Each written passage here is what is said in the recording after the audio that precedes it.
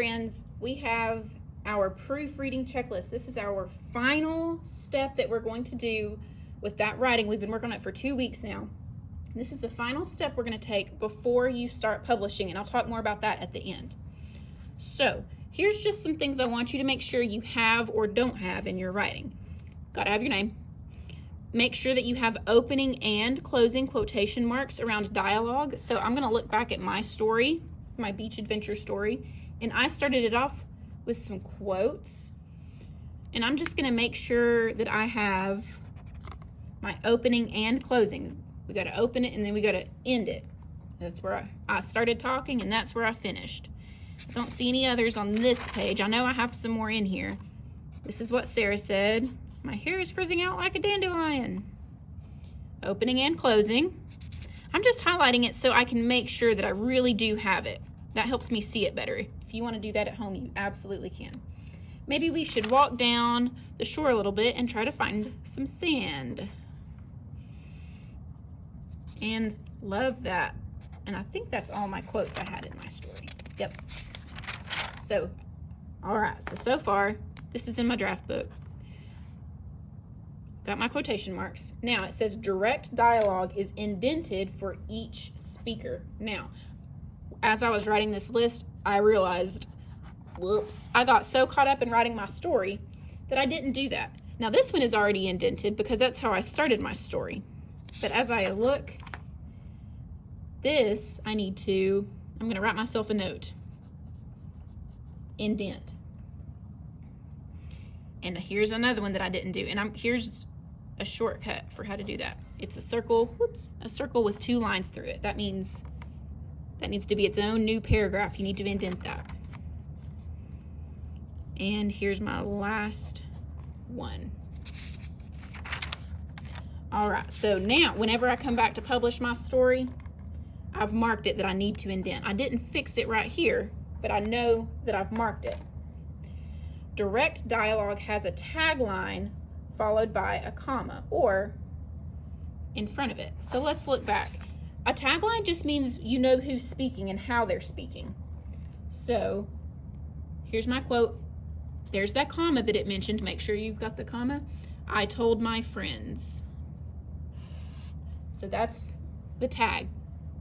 Who said it? I did. I told my friends. I'm going to find my other one. Now this one doesn't need a comma because it has it's got an exclamation point. And who said it? Sarah laughed. That's my tag. Maybe we should walk down the shore a little bit and try to find some sand, comma, suggested Anna.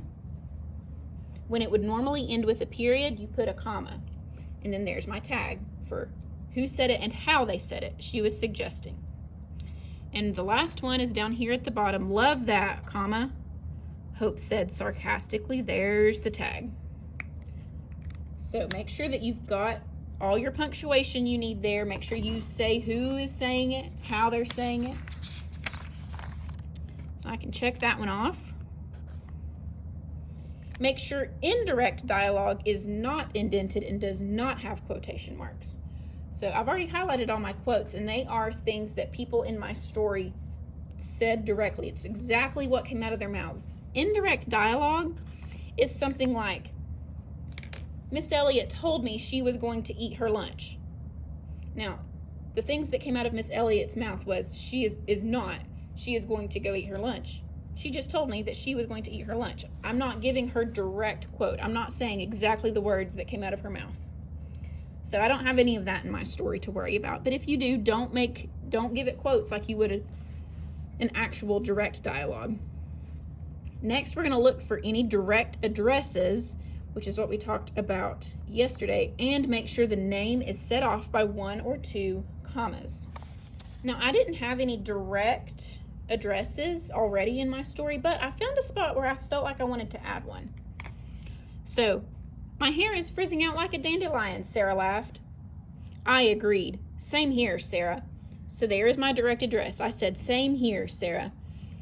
And I've still got all my other quotation mark things I need, a period at the end, a comma before I said what I said, because this is my tag.